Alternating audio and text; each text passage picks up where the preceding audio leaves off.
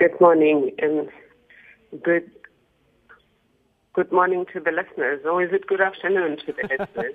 It's afternoon, Advocate. Good afternoon to you from South Africa. Right. It's really not my place to react. I have played my part. As you understand, public accountability has various phases. The first phase was about the president and his ministers self-regulating.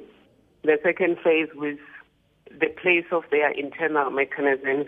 The third phase was my phase, and I played my part. The fourth phase was Parliament.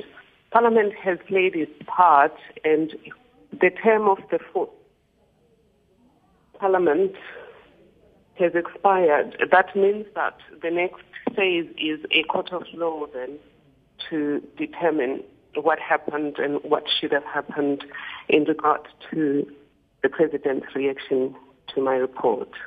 I understand there is a bit of a delay, Advocate, between you and I on the line. My apologies for that.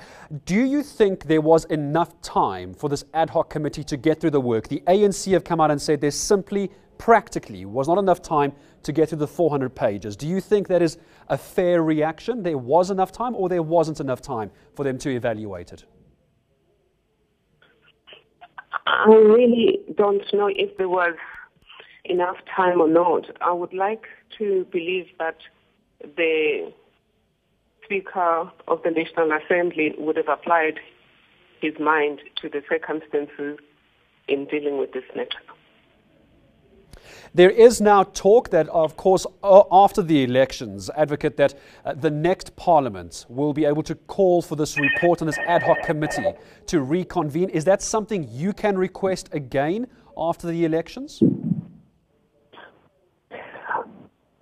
Well, it's something that could be requested, but the difficulty is that the actions that were questioned in my report that needed the President's attention relate to his actions as the President of South Africa during the fourth Parliament and the actions of some of his ministers. There is no guarantee then that in the fifth Parliament these people will be held accountable in their capacity in the current circumstances.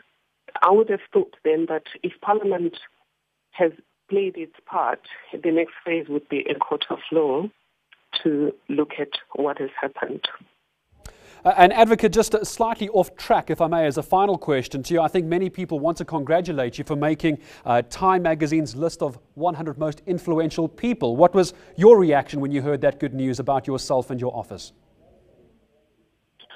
I was surprised, and I'm so overwhelmed by the recognition and sincerely humbled.